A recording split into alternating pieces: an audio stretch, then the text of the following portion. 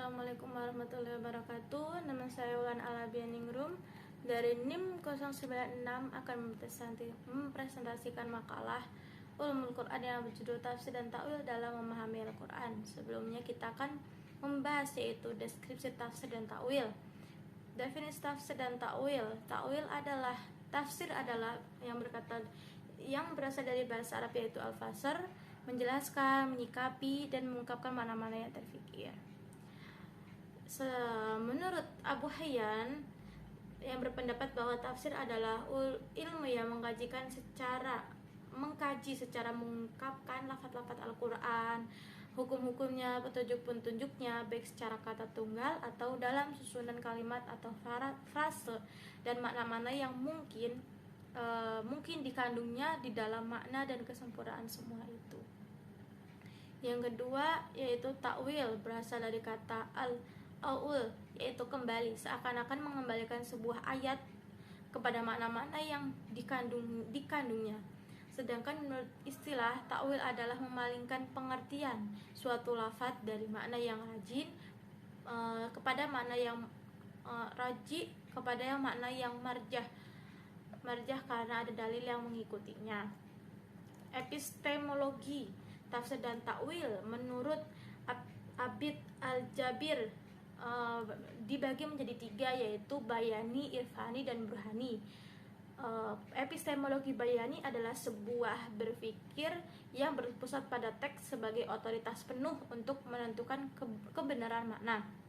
Epistemologi irfani adalah metodologi berpikir yang berpusat kepada akal, realitas, dan al-waqi atau realitas alam dan sosial.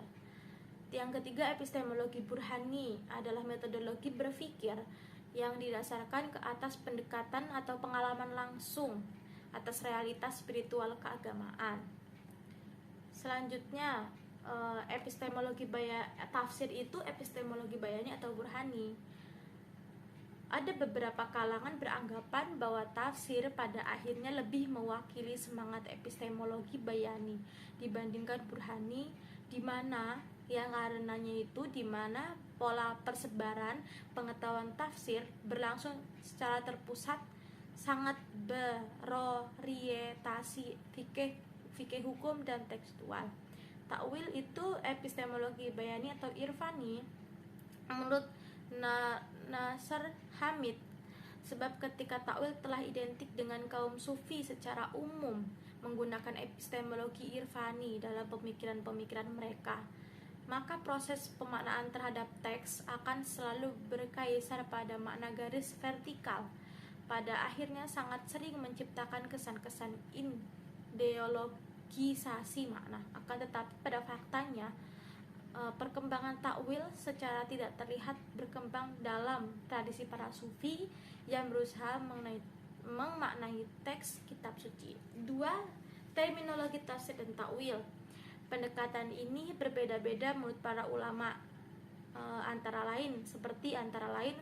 Abu Hayyat yang berpendapat bahwa tafsir adalah ilmu yang membahas cara pengucapan lafaz-lafaz Al-Quran dan memiliki arti dan makna-makna lafaz-lafaz tersebut, baik kata per kata maupun dalam bentuk kalimat yang utuh.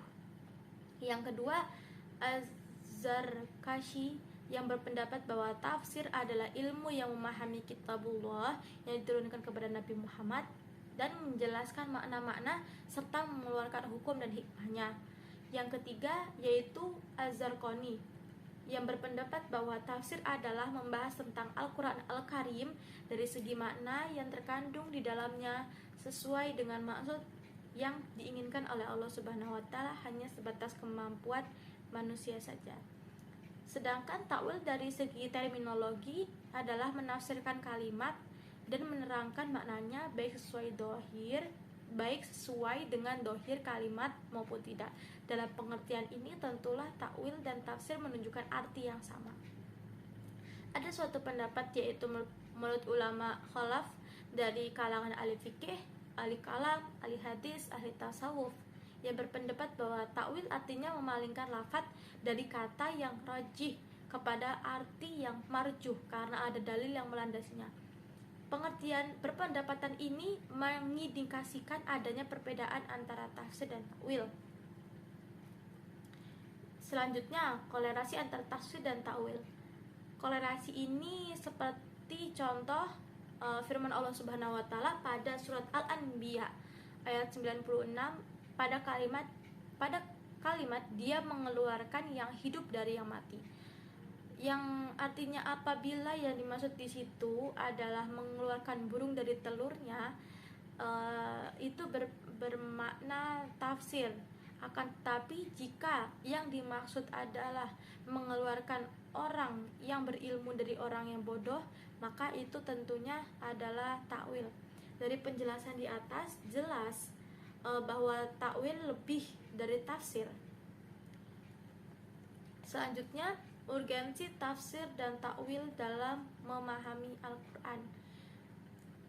Memahami penafsiran yang berkenan dengan pendidikan memiliki peran penting dalam rutinitas gerakan lembaga-lembaga Islam saat mengayomi dan mendidik generasi umat penerus Rasulullah. Mengingat Al-Quran hanya menyisakan pedoman umat Islam, yakni Al-Quran melalui Nabi Muhammad, sehingga segala hal mengenai kepentingan bahkan kebutuhan umat Islam wajib merujuk kepada pedoman tersebut. Apalagi banyak hal yang dibicarakan dalam Al-Quran melalui ayat-ayat yang secara khusus dan spesifik berkenan dengan persoalan pendidikan. Selanjutnya, ijtihad dan tafsir. Pengertian ijtihad mampu kita ambil dari pendapat Muhammad Abu Zahroh yang menyampaikan bahwa ijtihad secara etimologis merupakan pencurahan segenap kemampuan yang simultan dan padu buat hingga pada suatu tujuan dan perbuatan. Secara terminologis ulama menaruh pengertian berbeda. Terdapat ada yang mengartikan sebagai pengertian sempit dan ada yang mengartikan secara luas. Baik sebagai model menggunakan pengertian sempit, Imam Asy-Syafi'i menyamakan ijtihad menggunakan qiyas sebagaimana tadi dalam Ar-Risalah. Sedangkan dari pendapat Abdullah Al-Addaroz, dia beropini bahwa ijtihad merupakan bisnis yang dilakukan oleh seorang menggunakan kesungguhan yang optimal dan mencurahkan semua kemampuan yang bisa membentuk kaidah hukum. Tafsir dalam terminologi usuliyun adalah upaya awal mujtahid dalam rangka mendeskripsikan sesuatu. Objek tafsir adalah nasakh, khafiyah, al-dalalat selain mutasyabih.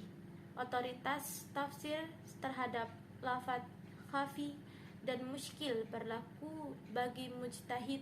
Lafaz mujmal hanya diserahkan pada syafi', sedangkan lafaz mutasyabih wa Allahu alam manah. Di samping itu tafsir juga memasuki bidang dohir al-dalalat, yaitu pada dimensi ketidakjelasannya. Cukup sekian dari saya. Apabila terdapat kesalahan kata ataupun kekurangan, saya minta maaf yang sebesar-besarnya. Wabillahi taufiq wal hidayah, walidaya, salam.